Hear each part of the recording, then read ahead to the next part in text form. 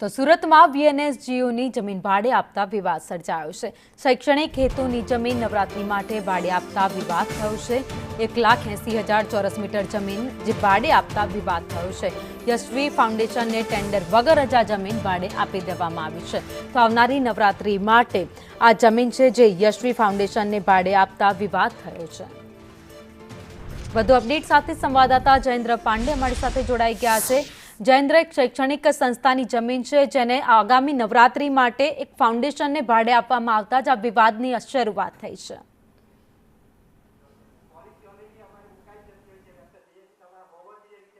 जी बिल्कुल जे प्रकार बात करवा सूरत नंबर साउथ गुजरात यूनिवर्सिटी द्वारा फरी एक वक्त विवाद में आई है तेमना द्वारा हेलो જયેન્દ્ર સંભળાઈ રહ્યું છે। हेलो हेलो જયેન્દ્ર, મારો અવાજ આપને સંભળાઈ રહ્યો છે? ફરીથી કરું હું અવાજ હું આવે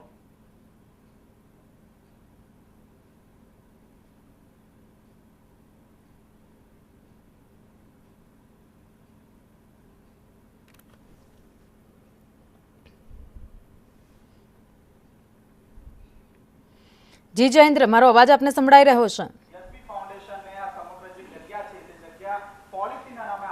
जी जी बिल्कुल थी सूरत हेलो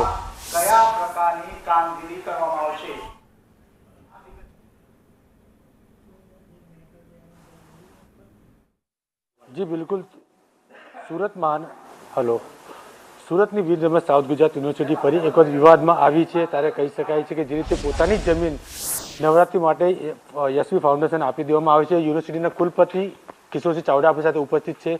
साहेब, जमीन यूनिवर्सिटी पोतानी जमीन यशवी फाउंडेशन नवरात्रि माटे आपवामां आवी छे। टेन्डर पास करायुं छे के नहीं, कारण के 1.80 ચોરસ કિલોમીટરની આખી જગ્યા છે।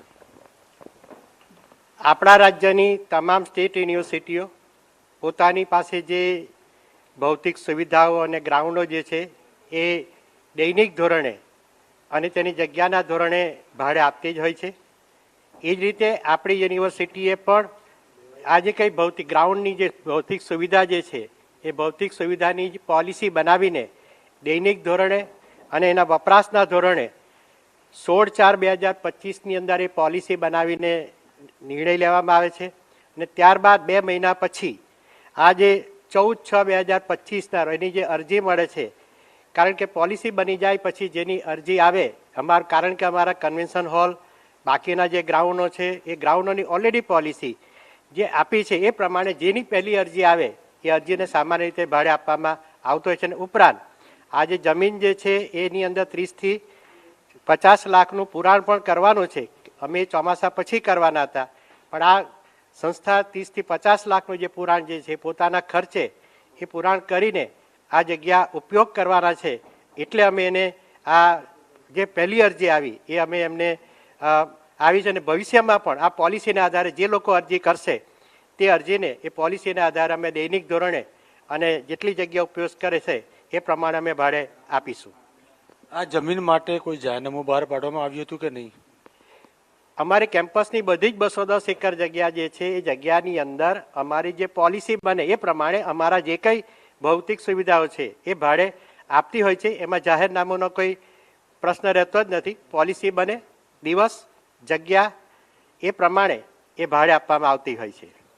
જ્યાં યશવી નવરાત્રી દ્વારા આયોજન કરવામાં આવશે અને નવરાત્રી લોકો મોડી રાત સુધી રમશે, પરંતુ એની બાજુમાં જ ગર્લ્સ હોસ્ટેલ આવેલી છે, તો વિદ્યાર્થીઓ પર કયા પ્રકારની અસર પડશે? કારણ કે મોડી રાત સુધી ગરબા રમાશે। આ જે જગ્યા જે છે એ બે બાજુ સુરત શહેરનો સૌથી વધારે 24 કલાક ટ્રાફિક રહી છે। એટલે આ ટ્રાફિકનો જે અવાજ છે એ 24 કલાક અને 365 દિવસ ચાલુ જ રહી છે। એક અવાજની બાબતમાં। નંબર 2, આખી જે પ્રક્રિયા જે છે એ સંપૂર્ણપણે એર કન્ડિશન ડોમની અંદર કરવામાં આવશે, જેથી એનો અવાજ જે છે એ સાઉન્ડ પ્રૂફ અવાજ છે, એટલે બહાર અવાજ આવવાનો કોઈ વિષય રહેતો નથી। તો આપ કહી રહ્યા છો કે જે વોઇસ થાય તો યુનિવર્સિટી બી જે છે અંદર છે ને તે બહાર ખૂબ જ ટ્રાફિક હોતી હતી, તો વિદ્યાર્થીઓ કઈ રીતે અભ્યાસ કરતા હશે? તમે કહી રહ્યા છો વિદ્યાર્થીઓ જે છે એ અમારા એકેડેમિક ઝોનની અંદર આ બાજુ તરફ છે અને તેની અંદર પણ એ જે કઈ જગ્યા જે છે એ અમારા એકેડેમિક ઝોન જે છે એ રોડથી આના કરતાં ઘણા દૂર છે. બિલકુલથી યુનિવર્સિટીના કુલપતિ કિશોરસિંહ ચાવડાએ જણાવ્યું કે જે પ્રકારે જગ્યા આપવામાં આવી છે તેની માટે ટેન્ડર પણ પાસ કરવામાં આવ્યા હતા, તેના નામનું જાહેરનામું પણ બહાર પાડવામાં આવ્યું હતું. તેના આધારે જ આ જે જમીન છે તે યશવી ફાઉન્ડેશનને નવરાત્રી માટે આપવામાં આવી છે. જી આભાર માહિતી માટે.